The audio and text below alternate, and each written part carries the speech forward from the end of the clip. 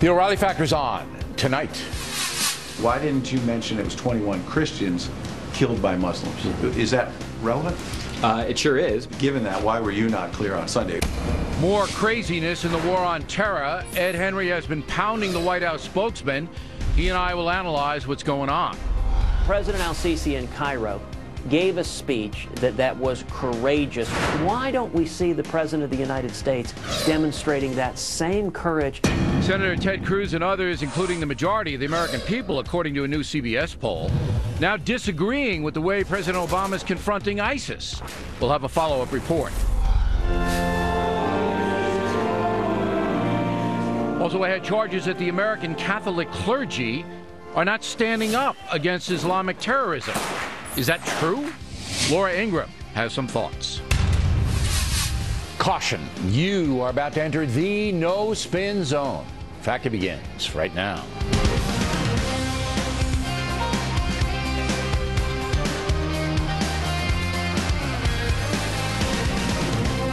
Hi, I'm Bill O'Reilly. Thanks for watching us tonight. More terrorism madness. That is the subject of this evening's Talking Points memo.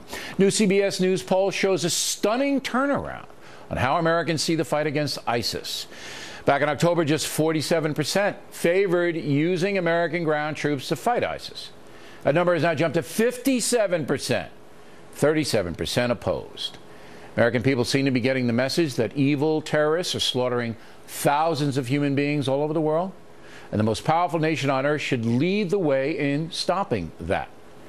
But President Obama continues to play the long game, saying that social problems and other factors must be weighed in any campaign against Islamic terror. That's a dangerous point of view, because human beings are being slaughtered, and the ISIS killers are expanding their territory. Perhaps Mr. Obama should heed the words of the Egyptian leader. President al-Sisi is a Muslim, and he said, we Muslims need to stand up together against these radical terrorists who are perverting our faith and turning it into a mandate for murder. And why don't we see the President of the United States demonstrating that same courage just to speak the truth about the face of evil we're facing right now? Now, that's a powerful statement from the senator, because Mr. Obama is certainly taking his time in formulating an effective strategy to stop the mass murder. Here's what the president and his acolytes believe.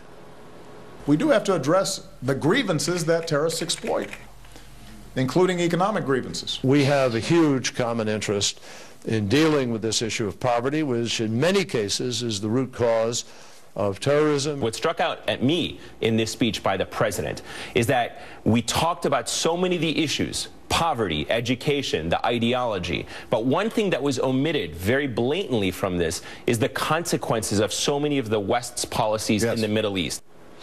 That's right. It's America and the West's fault. We provoked the jihadists into slaughtering thousands of innocent people.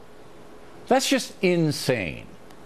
But almost as crazy is believing, as apparently Secretary of State John Kerry does, that the United States can affect poverty in Muslim nations, that we can somehow upgrade the standard of living in places like Yemen and Afghanistan. The federal government can't even eradicate poverty here in America. So why is the Obama administration putting out this blather? Why? It would be like saying, because America was part of the World War I German surrender that crushed the German economy for years, we're partially responsible for Hitler's rise. Maybe Secretary of State Kerry believes that FDR could have provided jobs for people in Munich, thereby preventing the rise of Adolf and his assassins, who gained power because the German economy was so bankrupt. For anyone who knows history, what the Obama administration is putting out there is not only false, it's incredibly stupid. This country can't regulate how the government of Pakistan runs its economy. Over the decades, American taxpayers have sent billions of dollars overseas to help people. And these loony far-left people say we're the problem? We encourage Al-Qaeda and ISIS to commit barbaric acts? I mean, this kind of stuff is off the chart. And then you get back to the president's unwillingness to confront radical Islam by name. Yet he has no problem at all, suggesting that the 3 Muslim young people in North Carolina might have been murdered over their religion. Ed Henry confronted the White House on that. I'm curious, why didn't you mention it was 21 Christians killed by Muslims? Is that relevant? It sure is, because the ISIL extremists who carried out this attack indicated that the reason that they were killing them wasn't just because they were Egyptian, but also because they were Christian. Why were you not clear on Sunday? It went out under your name. Why didn't you say 21 Christians were killed? Yeah. Well, Ed, I've tried to be clear here. I can't account for that specific line in the statement, but we've been clear there that we condemn this murder. 2 days earlier, on the 13th, you put out a statement under the president's name about the tragic deaths of the 3 Muslim students at the University of North Carolina. And in there, the president said, quote, "No one in the United States of America should ever be targeted because of who they are, what they look like, or how they worship." Why was their Muslim faith relevant in that statement?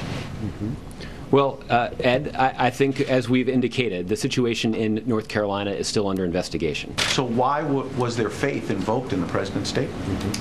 Well, Ed, I think it is important for the president, in this case, as he has in many others, to articulate a pretty clear principle. And I think it's the kind of principle that the vast majority of Americans should be able to support. I mean, my head's just going to blow off. Ed Henry will be here in just a few moments.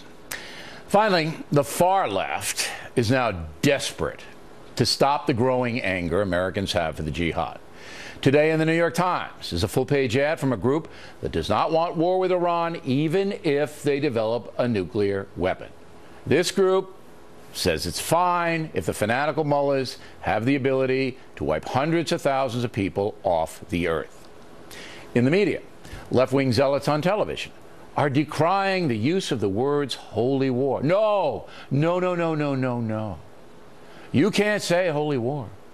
Not even if ISIS puts out a public statement saying they beheaded 21 Christians because of their religion. No holy war. That's what they want you to say. As Dennis Miller often says, the world has gone mad. But what's really dangerous for all of us is that our leadership in Washington, not only the president and Congress as well, doesn't have a plan to stop the jihad.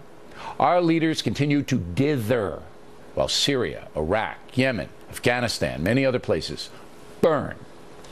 As Talking Points has said time and again, sooner or later, these Muslim fanatics are going to bring their death plan here again. And that's the memo. Next on the rundown, the aforementioned Ed Henry will appear. Later, Elizabeth Hasselbeck, the star of Did You Know That tonight. Right back with those reports.